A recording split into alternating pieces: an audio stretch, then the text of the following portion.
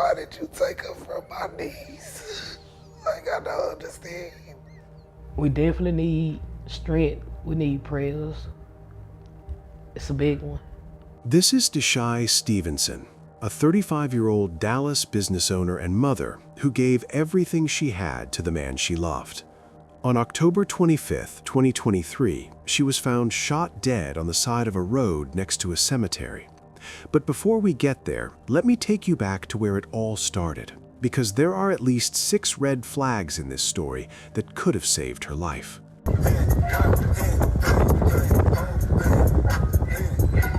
And just to clear the air, I don't give a f about how nobody feel about me. Keep feeling it. Okay. Deshai LaFaye Stevenson was born on November 16, 1988 in Dallas, Texas. She grew up in a close family, went to H. Grady Spruce High School, gave her life to Christ early at New Testament House of Prayer. And from the time she was young, she was known for one thing above everything else. She showed up for people. It did not matter what was going on in her own life. If you were in her circle, she was riding for you. Her cousin described her in a way that probably said it better than anything else could. When Deshai came, like, you felt her energy in the room. She made an impact everywhere she went. Everybody knew her. By the time she got into her early 30s, Deshai had built something real for herself. She was running Shame On 3Y Purses and More LLC, a boutique on Malcolm X Boulevard in Dallas, where she sold purses and accessories and kept her customers coming through the door with regular flash sales. She also worked as a tax preparer on the side, because Deshai was not the type of woman who relied on one thing. She was raising her 16-year-old daughter, Jemiah, on her own and taking care of her mother, Jeanette, who had suffered a stroke and could no longer fully care for herself. Deshai was basically holding her whole family on her back every single day, and she was doing it without complaint. She had even signed a new shop space and was just a few weeks away from opening when she was killed. Now let me tell you about the man she chose. This one's for couples. 13 embarrassing questions. Who overthinks everything? Who showers less? Who is always eating? Who has a nicer butt? Who is more possessive? Who drools more? Who is a better driver? Who curses more? Who always sleeps in? Who is always on their phone? Who has the worst singing voice? Who takes the most selfies? Who is the lawbreaker? Michael Smith was around 39 years old at the time everything fell apart. He and Deshai had met and started dating before his legal troubles caught up with him. In 2016, he was convicted of drug-related offenses and sentenced to roughly 5 years in a Texas state prison. And what Deshai did during those 5 years is where this story really starts to reveal itself. Because she did not move on, she did not disappear. She visited him in prison, sent him money, stayed in contact the whole time, all while raising her daughter and caring for her mother without any help from him. When Michael got out in May of 2021, Deshai was there waiting. She booked a hotel room, put together a surprise, and handed him $10,000 in cash on the spot just to welcome him home. They got married shortly after. She organized the whole thing, paid for most of it, and the videos she posted on Facebook from that time show a woman who was genuinely happy. She had waited years for this man, and she believed that chapter was finally beginning.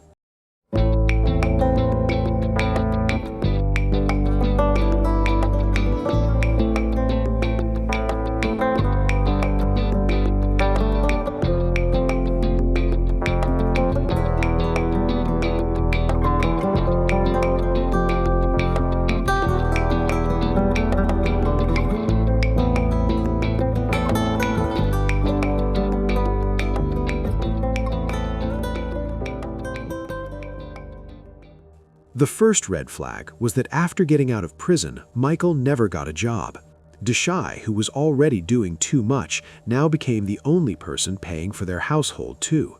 And instead of that making Michael grateful, the family would later say it seemed to eat at him the wrong way. The second red flag was that the generosity kept going even after all that. For his birthday, Deshai put together another $10,000 in cash hidden inside a Bible-style lockbox along with a diamond ring. She also paid for a trip to Jamaica, covered his dental work, and by some accounts helped with a home purchase too. She filmed herself giving him the gifts and posted it because she was proud. She wanted the world to see how she loved her husband. But what she could not see clearly yet was that a man who already felt like less than her was watching all of that and shrinking further inside himself. Men who feel small next to the women holding them up do not always respond with gratitude. His brother Roper would later explain what was happening on Michael's end during this period. Just flashed out like he didn't know who to trust. Oh, okay. Like, damn, my own hood people robbing me or taking from me type of shit. Did he start like... He started flashing, he was beating up crackheads and shit. Right. According to Roper, people in Michael's neighborhood had robbed him at some point after his release, taking the money Deshai had invested in him to get back on his feet. Instead of coming home and being honest with his wife about what happened, Michael fell apart. He couldn't face her with nothing to show, so he stayed away, started acting strange, and got back on a drug called PCP that he had a history with before prison. His own father and mother used it. The whole household he grew up in had that in it, and he had picked it back up. PCP, which people on the street call angel dust, is one of the most dangerous drugs when it comes to what it does to a person's thinking. It causes severe paranoia and makes people believe things that are not real. PCP pushes people towards violence in ways that would never happen sober. Michael was on this drug. His behavior was getting worse by the month, and Deshai was still in that house with him. The people around Deshai could see that something was wrong, but she was keeping the details to herself. Deshai didn't want her family to look at Michael differently, and she had already learned what happened when she shared too much. Her brother Roper said that when he once reacted strongly after she told him what Michael was doing to her, she immediately stopped telling him things. So I would have just been throwing my life away. Right. For nothing. And she was gonna be right back with him. Right. And once she seen my reaction to what she told me, she didn't do that no more. Michael's jealousy over what Deshai had built for herself was turning into something uglier. He had been acting paranoid toward Deshai, accusing her publicly on Facebook of trying to set him up, and had even tried to leave her stranded at a family event. He wasn't just jealous anymore. He was losing touch with what was real. His cousin spoke on this during an interview about the domestic violence pattern that had already touched this same family once before. I know Nina was telling me, domestic violence, this is the second time it struck your family. Yes, my auntie went through a bad time with her husband. And my sister wanted to be like my auntie because that's her favorite auntie. Like, she loved my auntie to death. She just wanted to have the biggest house like my auntie did. She just wanted to be happy like my auntie was with her marriage. On October 21st, 2023, Deshai called his sister Jasmine to wish her a happy birthday. They were laughing and talking the way sisters do. Then, right in the middle of all that normal conversation, something shifted. Deshai said it plainly. And she just said, like, sister, I feel like I'm finna die. So I was like, girl, whatever, brushed it off or whatever, not thinking that's really how she was feeling. Like, I guess she was feeling her death. Jasmine brushed it off in the moment. It sounds like something dramatic said in the middle of an emotional conversation, but Deshai said it more than once on that call, and she mentioned bringing a gift over to Jasmine that never came. By October 22nd and 23rd, Deshai became unreachable. She wasn't picking up calls or returning FaceTime. For a woman who never left her daughter or her paralyzed mother alone for a stretch of time, that silence was not normal, and everyone who knew her understood that. Then, on the evening of October 24th, Deshai's daughter, Jemiah, still hadn't heard from her mother since around 4 in the afternoon. She had been waiting at her great-aunt's house all day. Jasmine described what those hours felt like. I didn't FaceTime her Monday. She never reached back after me. She got a busy life, so I was just like, maybe she'll call me back or something. And then I went to sleep just thinking it was normal. It wasn't nothing. Monday night, my niece called me around 12 something, and I was asleep. I was hearing my phone, I was hearing Facebook Messenger, and it was like it was just in my dream, but as I kept hearing it, I eventually woke up. Roper got the same call around midnight. His niece asked if he had heard from her mother. He hadn't, and the fact that Deshai hadn't come to pick up her daughter was all the answer he needed. He got up immediately, tried to locate Michael's spot, and started knocking on doors in the middle of the night. He even knocked on the door of Michael's father's apartment, but nobody answered there either. When Roper finally got inside Michael's place and stood face to face with him, Michael was in the dark, pacing back and forth with a gun strapped around his body. The lights were off, only the blue glow of a TV flickering from the back. Roper asked where Deshai was. He get up with a gun strapped to his around him, so I'm like, hey, I ain't talked to my sister. You ain't talked to her? Like, where she at? He just dropped his head instantly. He like, man, I don't know, Roper, man, I don't know. Like, I don't know. I said, bro, I ain't talked to my sister. You ain't talked to her. Like, where's she at? Like, can't nobody find her. She ain't gonna pick up my daughter. And my mama is at home by herself at her house. I don't know, bro, but like, I think I should go find her. That's what he said. So he started pacing back and forth with the gun, like, strapped to him. But he just got the gun pointed at her. Like, he's just pacing back and forth from the living room towards the door where I'm at. The family searched through the night. Roper's partner, Mookie, was 9 months pregnant and with him the whole time, due at the hospital by 10 in the morning. At some point, they got word that Deshai's white Dodge Challenger had been spotted near the Pleasant Village apartments, parked in a way that looked like someone had deliberately tucked it between other cars. The first thing I seen was, I seen a big handprint on the driver window. And, I'm a criminal justice major, so I started trying to use like different content clues. And it's a creek, like, in the apartments. So I was like, well, let's look in the creek. They stood near that creek, searching, when a local Dallas blog called Smash the Topic posted about a shooting 3 minutes away. The family ran to the scene. Dallas police received a call at approximately 7:20 in the morning on October 25, 2023. Officers went to the 1600 block of Murdoch Road in southeast Dallas, right next to Lincoln Memorial Cemetery, and found Deshai Stevenson's body on the side of the road where she had been shot in the chest at close range and was already gone when they arrived. Roper arrived at the cemetery with his family and saw a blue sheet over his sister's body on the ground. I see my sister just laying. I just see a blue sheet over her, family crying. I don't want to hurt none of that. I don't want to talk no more. I seen what I seen. I instantly just jumped in the car. He left Mookie at the cemetery and went straight back to Michael's spot. By the time he got there, police had already shown up and were working to get inside and build their case. Roper had outstanding warrants and couldn't deal with law enforcement directly, so he had to stand back and watch. He then went back to get Mookie and take her to the hospital, because their baby was still coming that morning no matter what else had happened. After they found her, my daughter was born 6 hours later. And she looked like her, they weighed the same, and same attitude, same zodiac sign, like all that shit was just crazy. Now here's what the investigation found. Surveillance cameras at the Pleasant Village apartments had recorded Deshai and Michael arriving separately at the complex on the night of October 24th. The footage showed her getting into his vehicle, a disturbance happening inside the car, and then them driving away. Police say that what happened in that car was Michael shooting Deshai in the chest at close range during an argument.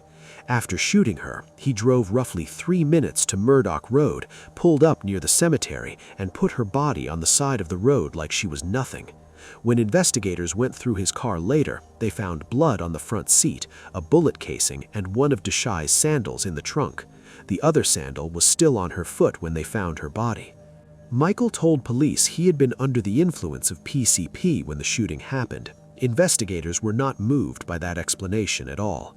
Dallas police tracked Michael to a home off Creek Cove Drive and sent a SWAT team, but he wasn't there. Shortly after, someone spotted him coming out of a gas station and running across the street toward a barber shop. Police went to that barbershop and arrested him right there. He was charged with murder and put in Dallas County Jail on a $1 million bond. When police searched his residence, they also found unlicensed firearms. Just want to know why. Why would you take my sister from us? Like, why? She didn't deserve that. She didn't deserve to be thrown out the car, whatever you did. Like, she didn't deserve none of that. You could have took her legs, her fingers, anything. Like, why would you take my sister's life? You say you love my niece, bro. You can't love her. You took the only thing that she had. The only thing. Yes, she got us, but it's nothing like her mama.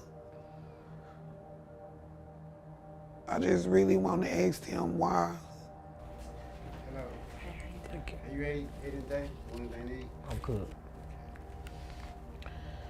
But it's gonna be a hard pill to swallow. Very hard pill to swallow. For just missing her energy, her vibe, like, you know, her taking care of her mama, like us having to go give her mom and her daughter the news after all day, 4-hour standoff, or looking for her, trying to find context clues, not knowing how to tell them, like, this it's hard. Like, it hurt the city, it hurt a lot of people. Like, she had a lot of love. And, you know, as a family, we're gonna stick beside, you know, and make sure we carry her legacy in a good place. She didn't even get to open her new business that she had just invested in. So it's a lot. What kind of business was it? She a tax preparer, and she had a boutique named after her niece, Shea Money Purses and More. So her sign is up in on Malcolm X at her new shop. So yeah, it's a lot of, we got a lot of work to do. So on Facebook, I saw, all these videos. Even if you go on her Facebook, just like her showing how much she loved her husband. She did. And then to hear that, he's the one responsible for this. She stayed down, like the whole time he was incarcerated. She stayed down. She took on all the responsibility by herself. Even when he came, like, everything was mapped out. She had everything planned for them. She waited for that day to marry him. And during the time of the wedding, we wasn't seeing eye to eye, so I wasn't even a part of the wedding. But now, I look back and I'm thankful for that. Cause I'm overprotective of my cousins, my mama, my sister, my brother. I'm overprotective, so that's my favorite cousin. Like, we did a lot of stuff together for the first time. I introduced her to a lot of stuff. I kept her motivated. So as of right now, I just got to be strong for her mom and her daughter. Was there any signs that anything was going wrong in her marriage? Yeah, of course. You see signs, but don't nobody just want to give up like that. You know what I'm saying? So, and she wanted her marriage to be perfect. Everybody want that perfect marriage, that one-time marriage, and she did her big one. Like, I can honestly say, like, she was the perfect wife for him. He just wasn't ready for what she was ready for. Sometimes that'd be the hard part. She thought she could change him, cause he was a street dude. So she thought she could change him. She was raised in the street a little bit too, but as a female, like, it's different than being a man and raised in the street. So I can't say she did no wrong in her marriage. Like, she really did right in her marriage. And I can't believe he did that. Knowing she took care of her mama full time. Her mama paralyzed, bedbound, like, her daughter's all she got. He put a burden on my family. Like, it's tough, even for my kid. I got 8-year-old, like, it's tough. She got nieces and nephews, and her youngest niece was just born on the day that she was murdered, 12 hours later. So it's a big hole in the family right now. Are there any signs that, like, did this catch you guys off guard? He kind of stopped going because he was so quiet. He was so laid back. Like, he was sweet in front of us, but behind closed doors, I just feel like he was a monster. And it hurt me more because it's a domestic violence case. My mama lost her legs 5 years ago to a domestic violence case. So she'll never be able to walk again. And to see my cousin go through the same thing and she not make it out, it's hard. I had to be the one to come and give my mom my resuscitation to save her. She was dying. And I just hate that we was just a little bit too late. I don't know if I could have helped, if I could have saved her. So it was signs that led up to certain things. You know, little fights and arguments and, you know, of course it's signs, but of course they're gonna try to hide that from their loved ones because they don't want you to feel the type of way about the person that they love. When the case went to trial, Michael took the stand and tried to claim self-defense. He told the court that Deshai had come at him, that he was the one in danger. But here is where it went completely sideways for him. His own defense lawyer, during questioning, walked him through what the surveillance footage actually showed and asked him directly if it was true that after shooting his wife, he had driven past a fire station that was right across the street without stopping and never once called for help. Yeah, like, this your wife. You shot her in the car and left her in the car. You didn't call the police, you didn't call the ambulance. He asked them questions? Yeah. You left at the apartments with her body in the car. You didn't stop. It's a fire station right across the street. He's asking them questions? This is what he asking them. What? What? This is what he asked him. After he was fighting for his self-defense. But once they seen the video, it was over. It was. The prosecution played the surveillance footage for the jury multiple times, going through every detail and breaking down the timeline piece by piece. Roper sat in that courtroom through it all, including watching the actual shooting on video. What was it like to watch that? It was tough. It definitely was tough. Like I said, I don't think nobody would even want to see no shit like that. That shit ain't for the weak at all. In August of 2025, Michael Smith was found guilty of murder and sentenced to 55 years in prison. They gave you 55. I don't feel like you coming home. But well, we will hope not. I also would have liked for them to give you life. Right. But 55, I can accept that. Deshai's cousin Anita had the last word that anyone in a situation like this needs to hear. And if somebody watching this right now is going through something similar, this is for you. Get away. Love is not that deep. Love is not that serious.